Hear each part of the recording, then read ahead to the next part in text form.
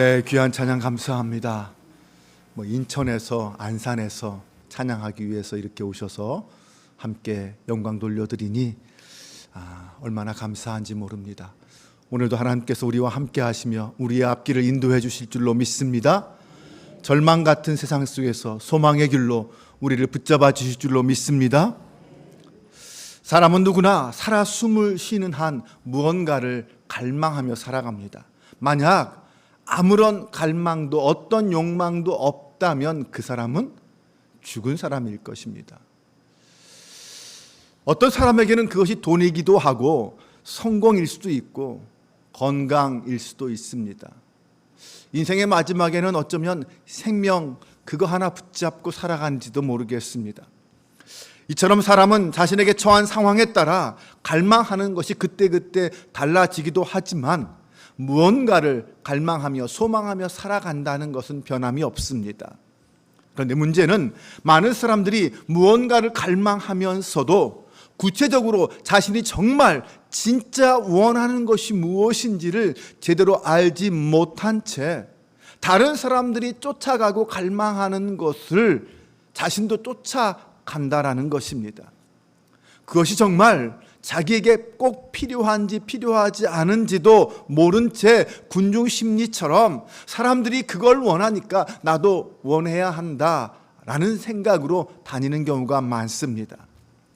그렇게 무엇을 갈망하는지, 정말 내 인생에 무엇이 필요한지 그것을 모르기에 자신이 갈망하고 있는 것을 얻게 되면 막상 그것을 내 손에 쥐게 되면 기쁨보다는 허무나 절망감이 밀려오기 쉽습니다. 고등학교 때는 좋은 대학에 들어가는 것이 목표였습니다. 그런데 막상 대학에 들어가 보니 닥쳐올 미래에 대한 불안감이 더 커지기 시작합니다. 그렇다고 해서 원하는 직장에 취업하지만 그것으로 또한 만족하지 못하고 계속해서 그 이후의 삶에 대하여 두려워하고 불안해하게 됩니다. 그러면서 결국 계속해서 또 다른 것을 추구하고 더 큰 것을 추구하고 더 많은 것, 더 높은 것을 추구하며 그렇게 인생을 사는 것이 우리들의 모습이기도 합니다. 여러분들은 어떻습니까? 소망하던 것을 이루었는데도 여전히 무언가 쫓기는 듯한 불안감으로 이 땅을 살고 있지는 않습니까? 왜 그럴까요? 소망하던 것을 이루었는데도 왜 만족하며 살아가지 못하는 것일까요? 오늘 본문 시편 42편 1, 2절은 이렇게 외치고 있습니다. 하나님이여 사슴이 시냇물을 찾기에 갈급함 같이 내 영혼이 주를 찾기에 갈급하니이다. 내 영혼이 하나님 곧 살아계신 하나님을 갈망하나니 내가 어느 때에 나아가서 하나님의 얼굴을 배울까? 지금 시인은 사슴이 목이 말라서 시냇물을 갈급해하는 것처럼 그만큼 하나님을 갈망하고 있습니다. 그는 도대체 왜 그렇게 하나님을 갈망하는 것일까요? 그 이유를 3절과 4절에서 설명합니다. 사람들이 종일 내게 하는 말이 너의 하나님이 어디 있느냐 하오니 내 눈물이 쥐하로 내 음식이 되었도다. 내가 전에 성의를 지키는 무리와 동행하며 기쁨과 감사의 소리를 내며 그들을 하나님의 집으로 인도하였더니 이제 이 일을 기억하고 내 마음이 상하는도다. 지금 시인이 하나님을 그렇게 갈망하는 이유는 자신이 그렇게 믿고 있던, 믿었던 주변의 사람들, 심지어 자신과 함께 안식일에 성전에 가서 예배하고 찬양하며 경배했던 그런 사람들조차도 자신을 힘들게 하고 자신을 고통스럽게 하기 때문입니다. 너가 믿는 하나님이 어디 있느냐? 라고 묻기 때문이죠. 왜냐하면 지금 시인의 삶의 형편은 정말 어떤 큰 고난이나 시련 가운데 있습니다. 하나님을 믿는 사람, 하나님을 찬양하는 사람이 그런 고난과 시련 속에 있으니까 주변 사람들이 너가 믿는 하나님이 어딨냐? 왜 너를 지켜주지 않느냐? 왜 너와 함께 하지 않느냐? 왜 이런 고난과 시련을 너에게 주느냐? 이렇게 비웃고 조롱한다라는 것입니다. 자신을 믿고 지지해 주었던 그런 사람들이 이제는 오히려 자신을 공격하는 것을 보면서 그것이 너무나 힘들었던 것입니다. 여러분의 인생에는 그런 경험이 없으셨습니까? 믿었던 사람, 가장 친했던 사람들로부터 배신당하고 조롱당하는 상황에 처했던 그런 상황 말입니다. 내가 그동안 쌓아왔던 내 인생이 다 무너진 것 같은 그런 마음이 들지 않습니까? 지금 시편 42편의 시인은 바로 그런 상황에서 절망하고 있는 것입니다. 그런데 더 큰 문제는 다른 사람들의 비난과 조롱이 아니라 그것 때문에 낙심한 자기 자신이었습니다. 네, 다른 사람의 조롱과 비난에 내가 낙심하고 내 마음을 지키지 못하는 것, 그것 때문에 더 힘들다는 거예요. 나는 지금까지 하나님을 잘 믿고 있다고 생각했는데, 나는 나름 신앙이 튼튼하다고, 든든하다고 생각했는데 사람들의 말에 내가 시험에 들고 만 거죠. 그래서 시인은 지금 이렇게 말합니다. 내 영혼아, 내가 어찌하여 낙심하며 어찌하여 내 속에서 불안해하는가. 한마디로 말하면 너는 왜 지금 다른 사람들의 말에 흔들려서 스스로 무너지려고 하고 있느냐. 스스로 자기 자신을 책망하는 거죠. 지금 시인은 자신을 비웃고 조롱하는 사람들에게 실망하는 것으로 끝나지 않고 그것 때문에 무너지는 자기 자신을 바라보면서 자신의 나약함과 무력함에 실망하고 있는 것입니다. 그동안 내가 믿지 못할 사람들을 믿었었다라는 그런 자괴감도 있을 것이고, 지금의 이 상황을 극복하지 못하고 주저앉아 있는 자신의 모습을 보면서 더 낙심하였던 것입니다. 우리는 살면서 이런 경험을 자주 합니다. 그러면서 스스로 자신을 이 바보야, 이 못나나 이렇게 자책하기도 합니다. 그러면 점점 더 그 절망의 늪에서 헤어나지 못하고 힘들어하게 됩니다. 여러분, 자기 자신에게 절망하는 사람은 어느 누구도 도와줄 수 없습니다. 그때 시인은 사람에 대한 실망과 낙심한 자기 자신에 대한 절망의 자리에서 누가 나를 건져줄 수 있을까를 생각했습니다. 그런데 아무도 없어요. 누구도 이런 나의 삶의 자리에서, 이런 고난의 자리에서 나를 건져줄 존재는 없었습니다. 그가 생각하기에 오직 여호와 하나님 한 분만이 자신을 그 자리에서 건져낼 수 있었습니다. 그래서 그런 하나님 앞에 나와 자신의 그 고통스러운 마음들을 호소하며 부르짖고 있는 것입니다. 그것은 마치 누가복음 15장에서 탕자가 자신의 모든 재산을 다 탕진하고 돼지 우리에서 주염 열매조차 먹지 못하고 있을 때, 그때 아버지가 생각난 것처럼 말입니다. 지금 내가 살 수 있는 길은 아버지께 돌아가는 것밖에 없구나 라는 것을 깨달았을 때처럼 말입니다. 시편 42편은 어떤 특정한 인물이 쓴 것이 아니라 고라 자손의 시, 이렇게 표현되어 있습니다. 여러분, 고라 자손이 어떤 사람들입니까? 고라 자손은 유명한 사람들 아닙니까?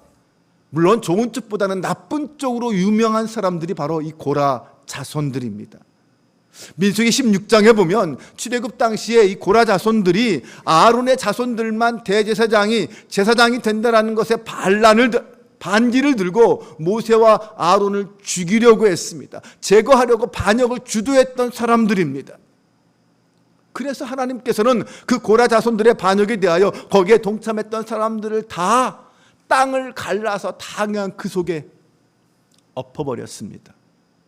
민수기 16장 32절과 33절을 보면 땅이 그 입을 열어 그들과 그들의 집과 고라에게 속한 모든 사람과 그들의 재물을 삼키매 그들과 그의 모든 재물이 산채로 수월에 빠지며 땅이 그 위에 덮이니 그들이 회중 가운데서 망하니라.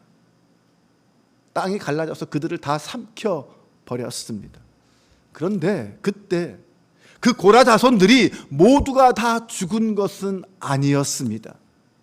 민수기 26장 10절 11절에 보면 땅이 그 입을 벌려서 그 무리와 고라를 삼킴에 그들이 죽었고 당시의 불이 250명을 삼켜 징표가 되게 하였으나 고라의 아들들은 죽지 아니하였더라.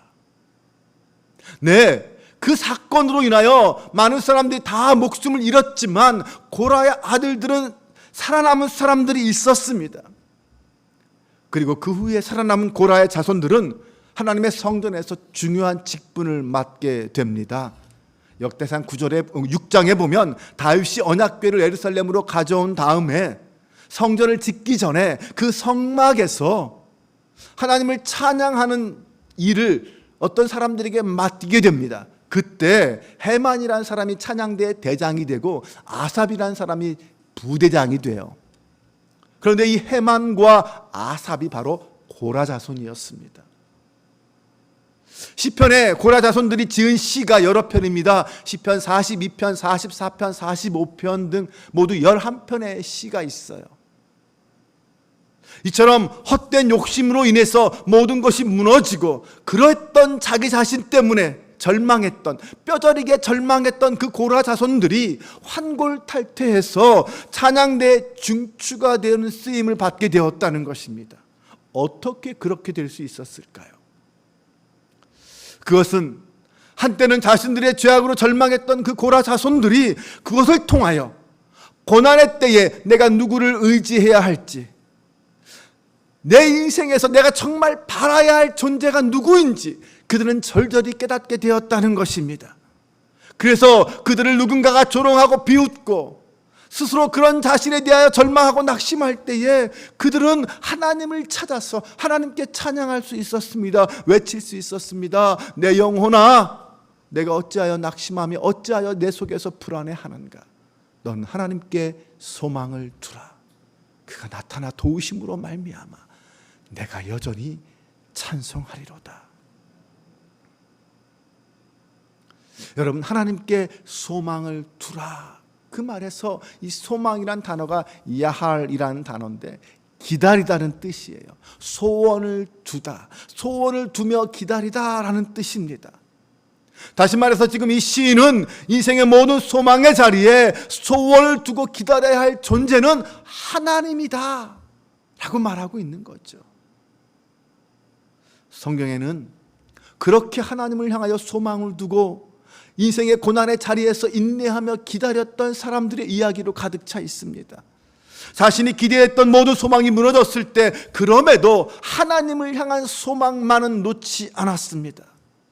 그리고 하나님은 당신의 때가 되었을 때에 당신의 사랑하는 자녀에게 다시 한번 소망을 주시면서 이렇게 세워주시고 넘어지지 않는 길로 인도해 주셨습니다.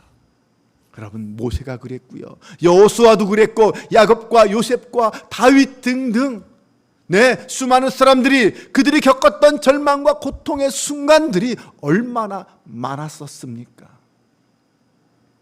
언제나 첫 출발은 장밋빛이었지만 곧 수없이 배신당하고 쫓겨다니고 억울하게 감옥에 갇힌 일들이 얼마나 많았습니까? 그런 일들이 계속되었습니다. 하나님이 주신 소명 때문에 오히려 시기와 질투를 한 몸에 받았었습니다. 우리가 사는 세상도 그렇지 않습니까? 진정으로 바라고 원했던 것들이 이루어졌다고 해서 주변 사람들이 다 축하해주고 격려해 줍니까? 아닙니다. 오히려 시기하고 탐내는 사람들도 많습니다. 그런데 그때 다윗은 어떻게 했을까요?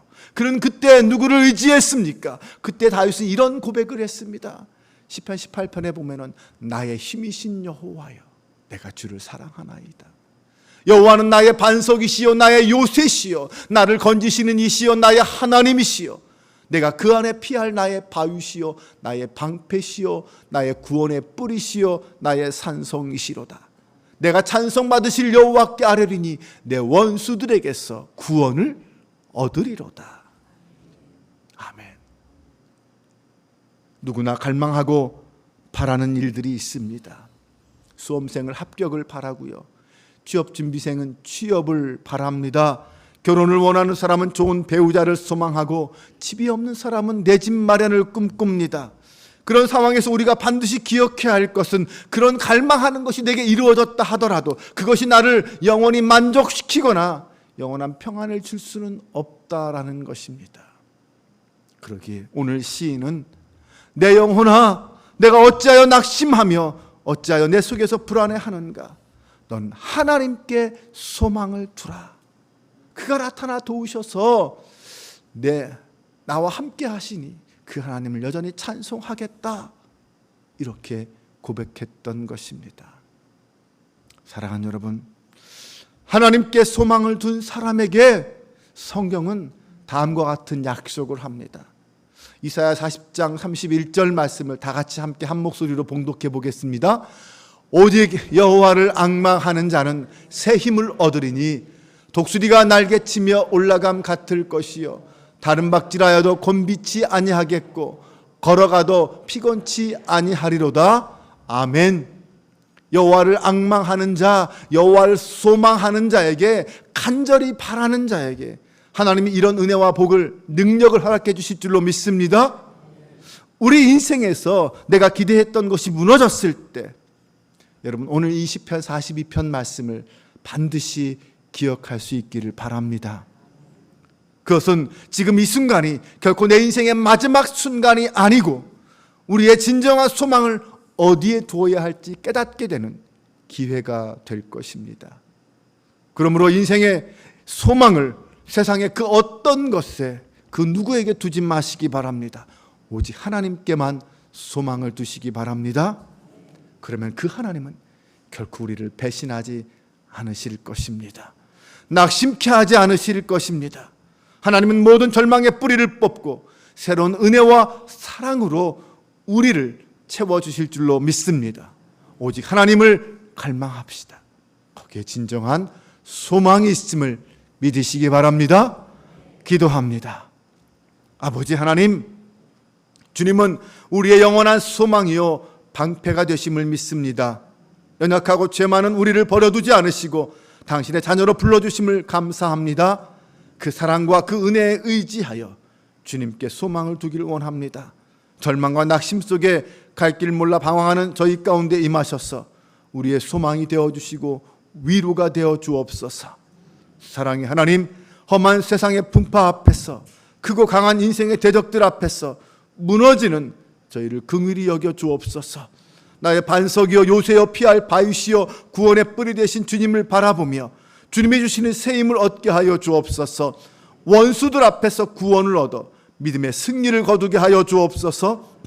오늘도 하루를 살아갈 때에 우리 앞을 가로막는 그 어떤 대적 앞에서도 낙심치 말게 하시고 겸손히 하나님의 은혜를 구하며 담대하고 당당하게 예수 그리스도의 이름을 선포하게 하여 주옵소서.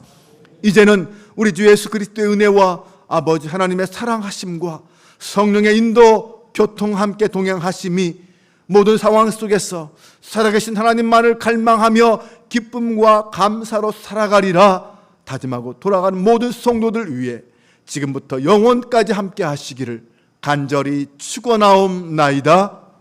아멘.